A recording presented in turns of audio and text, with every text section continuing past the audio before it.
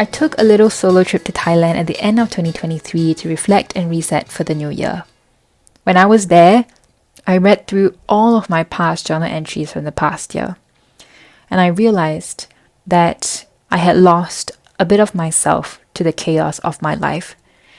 It was only towards the end of 2023, when I actually felt happy again as a default state, that I realized I had spent a big part of the year unhappy. That is why moving into 2024, my biggest focus was and continues to be on protecting my peace. Although it's only been 1.5 months into 2024, the me now and the me this time last year feels like night and day. I'm returning home to the routines and the practices that are good to me. I'm returning home to myself. I wanted to make this video to document what changes I had to make to feel better again, if for no one else, then for my future self, because God knows there will be many more adversities that lie ahead. When things get rough again, which they inevitably will, I hope I will remember this one thing. You get and you become what you repeatedly think and do.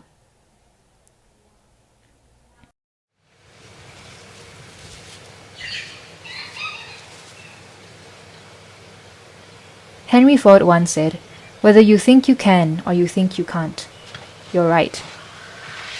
In psychology, there is this concept of priming. When the brain is primed by a certain belief to look for something, it shuts down competing neural networks, which makes it hard to see evidence that is contrary to the existing belief. Over time, the thoughts you think over and over reinforce your beliefs and narratives about yourself. This then influences the way you act, and by extension, the person you become and the life you live. For example, you make one mistake at work, and the belief that forms is, "I am not intelligent or capable enough." Even if 10 people tell you you're doing a good job, you believe the one person who makes a criticism or makes a sideways comment. You start to believe that you actually aren't intelligent or capable enough, and as a result, it affects the way you show up at work. You may reject job opportunities or downplay your abilities, and in the end, you create a reality that stems from the story you tell yourself. In 2023, I lost a dream job I thought I had secured because of factors outside of my control. I went through 2 breakups, and I dealt with health problems that affected my quality of life. These are just some of the things that gave me a lot of grief last year. But all of this was made much worse by the echo chamber of negative voices that I lived with every day. There is nothing that is more crippling than having the person you live with every moment of your life tell you that you are not enough. In time, I realized an unhealthy thought patterns I had slipped to, and I made a conscious decision to change them. It started with me sitting up and acknowledging, "Hell yeah, I'm super insecure," or overly critical of myself in these specific areas.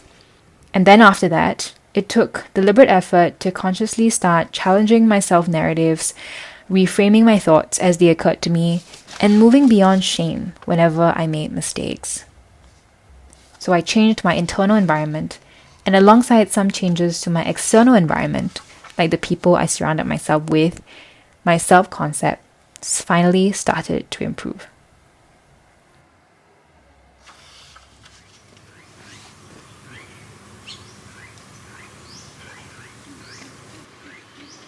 I've long stopped believing that we can get what we necessarily deserve.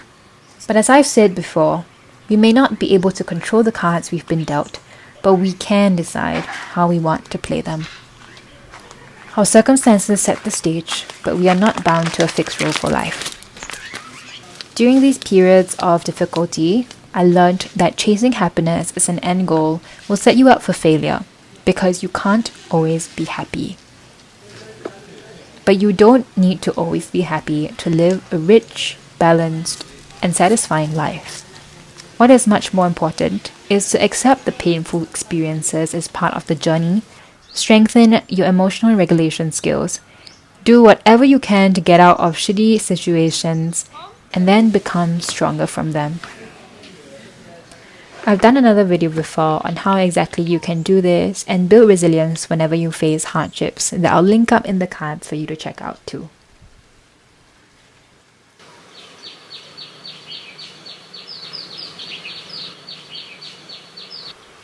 The things that are good for us are simple and yet notoriously hard to implement. I know the things that make me consistently feel good. Staying active, getting enough sleep, meditating, journaling, and visiting the farm. It's always the same cocktail of things. And yet being consistent is my greatest challenge. For the entirety of last year, I had a habit tracking app on my phone that I never used. As 2024 rolled around, I made a commitment to change that. You can use all of the structures and tools to set up your environment perfectly to make a change. But it is ultimately on you to choose to use them, and to choose to use them consistently well. Sometimes it's about making a decision to prioritize what you know is right for you. Now, every time I open my phone, I have the option to ignore the habit tracking app like I did for the whole of last year, or actually use it to motivate myself. And I'm happy to say that up till now, I've been using it every single day. I hope this continues for the rest of the year. As James Clear says, making a choice that is 1% better or 1% worse is insignificant in the moment. But over the span of moments that make up a lifetime, these choices determine the difference between who you are and who you could be.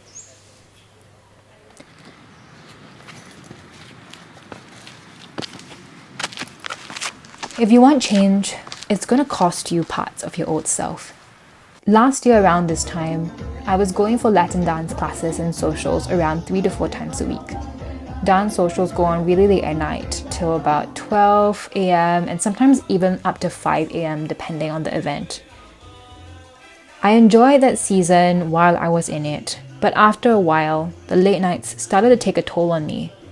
It affected my energy levels the next day, and on some really late nights, or rather really early mornings, it took me several days to recover. Because of dance, I also wasn't able to wake up as early on the weekdays to exercise and on the weekends to go to the farm or get other chores done. I realized that as much as I enjoyed dancing, it wasn't the most compatible with a lifestyle that leaves me feeling the most refreshed, productive, and energized. I still dance today, but much less, and I also try as much as possible to get home by or before 12 a.m. Evolving into the person you want to be may sometimes mean saying goodbye to bits of your old self that aren't aligned with that vision. That may mean drinking less, hanging out with different people, or putting yourself out there in ways that may now feel uncomfortable. But sometimes prioritizing what is good for you requires sacrifice.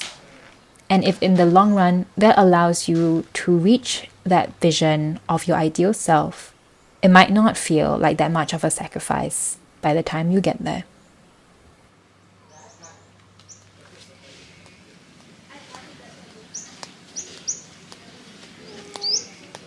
We all kind of have an intrinsic sense of the person that we want to be.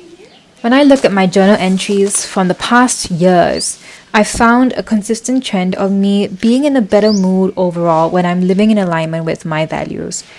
Values are essentially the intangible principles that you believe are important. Mine are peace, connection, learning, contribution, and meaning. I've used my values as my North Star to guide my goal setting, my habits, and any major life decisions. Because when I live a life that is consistently in alignment with my values, my life feels richer and happier. When things are going wrong in any one aspect of my life, it's okay, because I know that there are many other ways, communities, and hobbies through which I can access joy and significance in my life. If things are rough, hang on. Change takes time. But focusing on the small steps helps us reclaim autonomy over a life that often feels completely out of our control.